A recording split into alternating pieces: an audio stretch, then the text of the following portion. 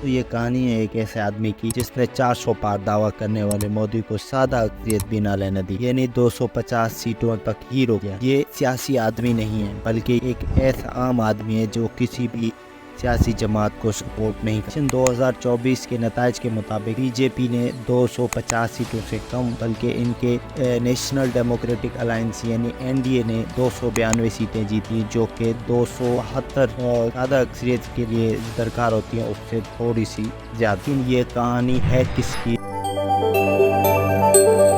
کہانی شروع ہوتی ہے جب انڈیا میں الیکشن اناؤنس ہو گئے اور فیبروری 2024 میں چندی گڑھ میں پریزائڈنگ افسر کو کیمرہ پہ ووٹس کا فراڈ کرتے پکڑا گیا۔ اس کے بعد دہلی کے CM اروند کیجریوال کو انفورسمنٹ ڈپارٹمنٹ یعنی ED کے دوارا انلیگل اریسٹ۔ اس کے بعد انڈین نیشنل کانگریس یعنی INC کے الیکشن فنڈز کو فریز کر دیا گیا۔ اس سے کچھ دن ہی پہلے دہلی کے CM اروند کیجریوال کو انفورسمنٹ ڈپارٹمنٹ یعنی ED کے دوارا انلیگل اریسٹ کیا گیا۔ سپریم کورٹ میں بعد میں ٹائمنگ آف اریسٹ پہ سوال۔ اس کے بعد اپوزیشن کی سب سے بڑی پارٹی انڈین نیشنل کانگریس کے الیکشن فنڈز کے اکاؤنٹ کو فریز کر دیا گیا۔ کہا گیا کہ انہوں نے 2018 اور 19 پہ ریٹرنز فائل لیٹ کیے تھے۔ اس کے بعد BJP کے پولیٹیشنز نے 400 پار کا دعویٰ کیا اور بکاؤ میڈیا یعنی کنٹرول میڈیا نے بھی سملر قسم کا دعویٰ اپنے پولز اور سروے میں کرنا شروع کر دیا۔ لیٹسٹ نیوز کے مطابق BJP کی سیٹس 240 ہے اور اوورال جو الائنس ہے BJP کا، اس الائنس کا نام ہے نیشنل ڈیموکریٹک الائنس NDA، اس کی 292 جو کہ تھوڑی سی اوپر ہے سادہ اکثریت سے۔ اس کی مخالف میں جو اپوزیشن کا الائنس ہے وہ ہے INDIA یعنی انڈیا، جس کی ابھی تک جو ریزلٹس ہیں اس میں 210 سیٹیں آ رہی ہیں۔ حکومت تو BJP ہی بنائے گی لیکن کانسٹیٹیوشن کو جو امینڈ کرنا چاہ رہے تھے وہ ابھی امینڈ نہیں کر سکتے۔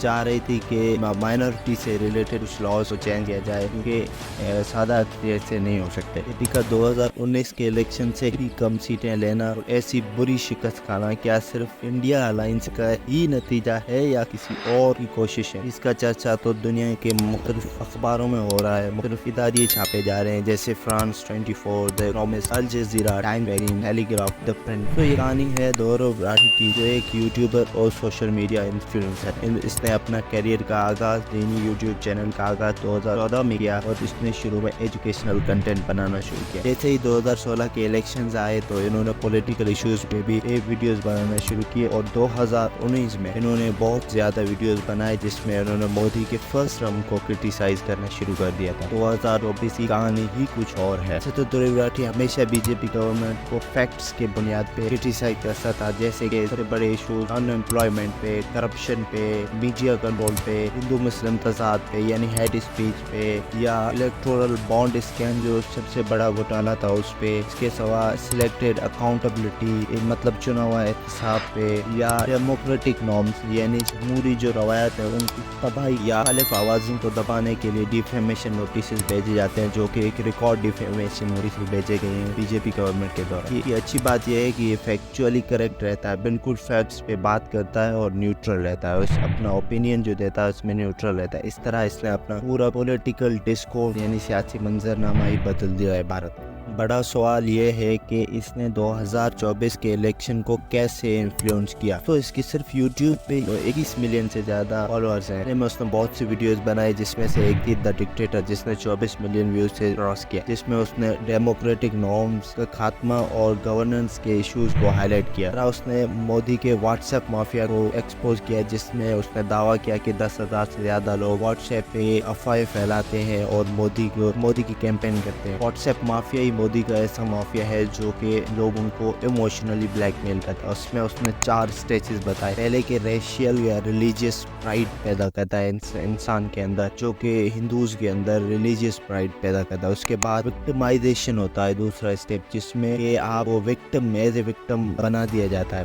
اس کے بعد تیسرا اسٹیپ آتا ہے کہ آپ ڈینجر میں، آپ کے دھرم کو خطرہ ہے، آپ کے ریلیجن کو خطرہ ہے۔ اور چوتھا اسٹیپ آتا ہے کہ اب آپ کو کیا کرنا چاہیے، اب آپ کے پاس کیا راستہ ہے۔ مودی ایسا ہے ابھی ہندو دھرم کو یا ہندو ریلیجن کو بچانے بہت ہی اچھی طریقے سے اپنی اسٹریٹجک ایکسپینشن کی، یعنی مختلف لوگوں، مختلف زبانوں کے لوگوں، مختلف کلچرز کے لوگوں تک پہنچنے کے لیے اس نے مختلف زبانیں جو انڈیا میں بولی جاتی ہیں اور اس میں چینلز بنائے اور ہر لوکل سطح تک پہنچنے کی کوشش۔ مشن 100 کروڑ شروع کیا جس میں اس نے واٹس ایپ کے ذریعے اویئرنیس پھیلانے کی کوشش کی، جس میں وہ واٹس ایپ کے ذریعے کچھ میسیجز بھیجتا اور لوگوں کو اپیل کرتا کہ اس کو 100 لوگوں تک فارورڈ کیا جائے تاکہ وہ 100 کروڑ جو ووٹرز ہیں اس تک پہنچ سکتی۔ کامیابی کا اندازہ اس طرح بھی لگایا جا سکتا ہے کہ لوگوں نے ہریانہ، راجستھان، بنگال میں پروجیکٹر لگا کر لوگوں کو دکھایا، لوگوں کو ایجوکیٹ کیا، لوگوں نے اسٹیڈیمز میں دیکھا، لوگوں نے پبلک پلیسز پہ اس کو دیکھنا شروع کیا اور فیکٹس کے بنیاد پر مودی کو کاؤنٹر کرنا شروع کیا۔ اس طرح اس نے ووٹ کی اہمیت کو اجاگر کیا، اہمیت کو جگایا۔ لیکن اتنا ہی نہیں، اس کو بھی بیک لیس سہنا پڑا، بھی فیک پروپیگنڈا کیا کہ بتایا گیا کہ یہ اینٹی نیشنل ہے، یہ چائنیز فنڈڈ ہے، یہ پاکستانی فنڈڈ۔ فرانس 24 لکھتا ہے کہ دروو نے کیسے گورنمنٹ کو اکاؤنٹیبل ٹھہرایا، اکنومسٹ بھی لکھتا ہے۔ اس طرح مشہور و معروف اخبار الجزیرہ لکھتا ہے کہ کس طرح دروو مودی کا خطرناک ناقد بن چکا ہے۔ ٹائم میگزین بتاتا ہے کہ fact checking using YouTube, Dhruv fact checking کرتا ہے یوٹیوب کے ذریعے مودی۔ ٹیلی گراف کہتا ہے کہ ایک ٹروتھ ٹیلر ہے جو کوشش کر رہا ہے کہ کسی طرح انڈین ڈیموکریسی کو بچایا جا سکے۔ دا پرنٹ نے بھی اس کو کوریج دی ہے۔ دا اکنامک ٹائمز تو یہ بھی لکھ رہا ہے کہ دروو راٹھی ایک تباہ کرنے والا فیکٹر ہے مودی کے لیے۔ این ڈی ٹی وی لکھتا ہے power of a common man. Business standard لکھتا ہے کہ فارمیڈیبل وائس یعنی خطرناک آواز مودی کے خلاف۔ لیکن یہ اتنا سب اس نے کیا کیوں؟ راٹھی کو کیا چاہیے تھا؟ بڑا کام کیا۔ راٹھی کے مطابق اس نے ڈیموکریسی کو بچانے کے لیے، کانسٹیٹیوشن آف انڈیا کو بچانے کے لیے، لوگوں کو بچانے کے لیے، ڈیموکریٹک نارمز کو بچانے کے لیے اس نے یہ سب کیا۔ میرا اوپینین یہ ہے کہ جب آپ کو پتہ ہے کہ مین اسٹریم آپ کو بالکل بک چکا ہے، وہ بالکل بھی حقیقت آگے نہیں لے آ رہا، تو اس طرح کے الٹرنیٹ سورس آف انفارمیشن ہونے چاہیے۔ اور انڈیا اپوزیشن الائنس جو تھا اس کی بھی مختلف وعدے ہوں گے، لیکن جو انفلوئنس اس نے یوٹیوب کے ذریعے یا سوشل میڈیا کے ذریعے کیا ہے وہ بہت ہی بہترین انفلوئنس ہے۔ اور ویڈیو کو لائک کریں، شیئر کریں اور کمنٹ سیکشن میں اپنی رائے کا اظہار کریں۔ بہت شکریہ۔